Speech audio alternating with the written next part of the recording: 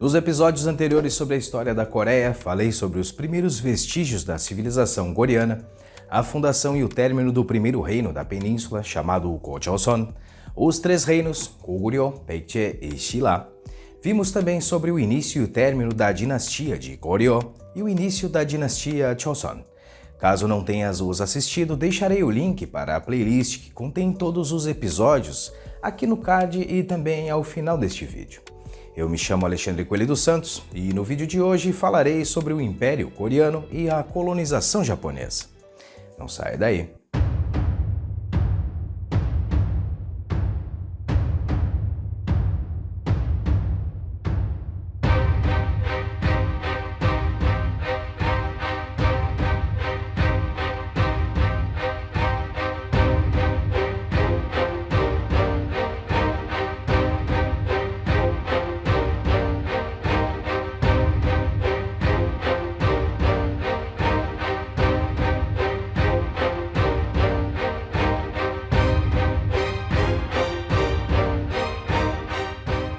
Como vimos, a dinastia Joseon foi a mais longa e mais próspera da história.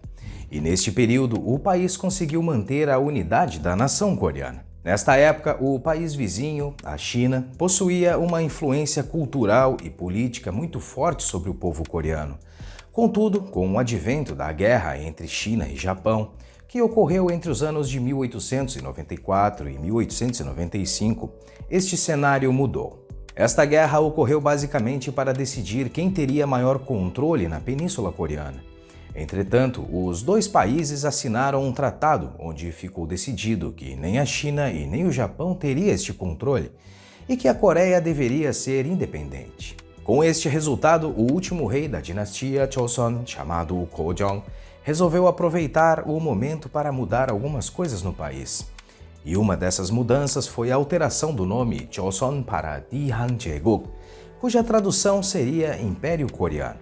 E foi aí que o nome oficial do país introduziu a palavra Han, que está presente até os dias de hoje na definição do nome Coreia, em Hanguk e 대한민국.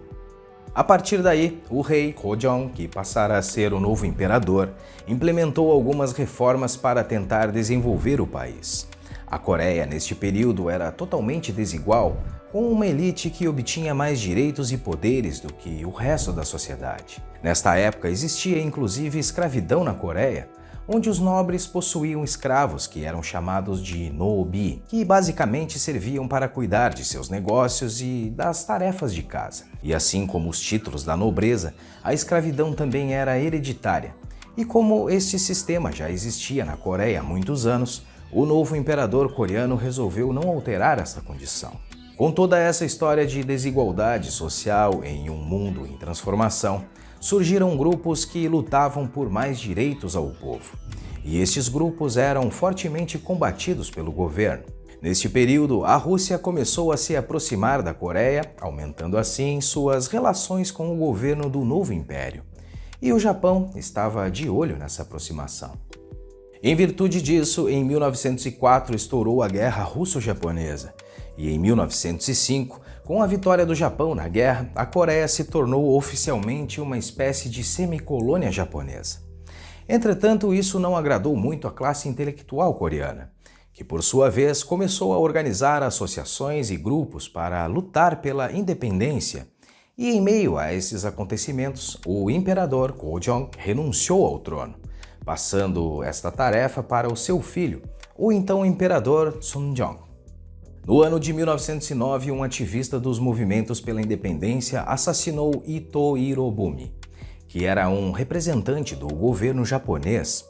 E essa foi a desculpa que o Japão precisava para acelerar o seu plano de anexação da Coreia em 1910. Ao contrário do que se imagina, a colonização japonesa na Coreia não aconteceu como uma grande guerra onde os coreanos perderam. Na verdade, o Japão usou métodos mais sofisticados, cercando a Coreia diplomaticamente, derrotando seus competidores regionais, que eram a China e a Rússia, e por fim conseguiram assinar um tratado com os oficiais do governo coreano, onde dizia que a Coreia se submetia voluntariamente à anexação ao Japão.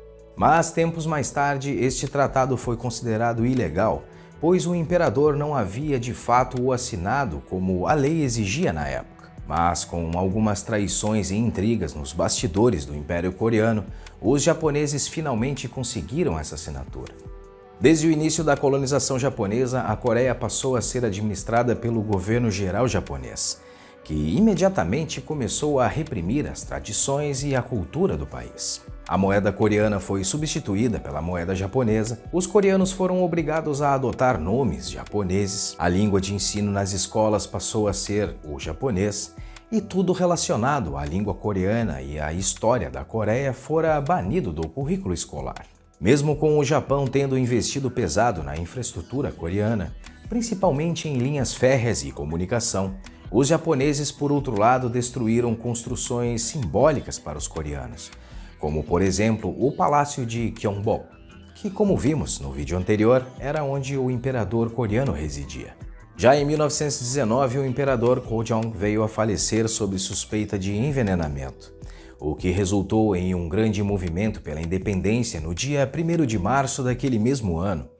E esta data, inclusive, até os dias atuais, é feriado nacional em memória a este movimento. Nesta manifestação, aproximadamente 2 milhões de coreanos tomaram as ruas em um ato pacífico, mas foram fortemente reprimidos pela polícia e o exército japonês. E nesta ocasião, cerca de 7.000 pessoas vieram a falecer. Este movimento acabou repercutindo bastante e deu muita força para os dissidentes políticos que estavam exilados em Xangai, na China, e que inclusive já haviam montado uma associação pela independência antes da anexação japonesa. Esta associação criou o governo provisório da República da Coreia com sede em Xangai e teve reconhecimento de alguns países como a própria China, a França e a União Soviética. 10 anos depois, em 1929, houve outro movimento pela independência, considerado inclusive o segundo maior protesto ocorrido durante o período colonial japonês, que desta vez foi o movimento estudantil na cidade de Gwangju, no sudoeste da Coreia. Em 1939 começa então a Segunda Guerra Mundial, e os homens coreanos foram forçados a lutar nesta guerra, integrando o exército e defendendo a nação japonesa. Todavia, o Japão foi um dos países derrotados e, com isso, foi forçado a desocupar todos os países que havia invadido e ocupado.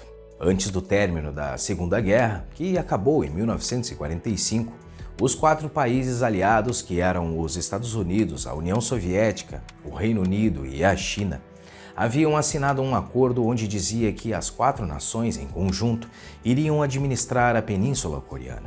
Mas este assunto veremos no próximo capítulo.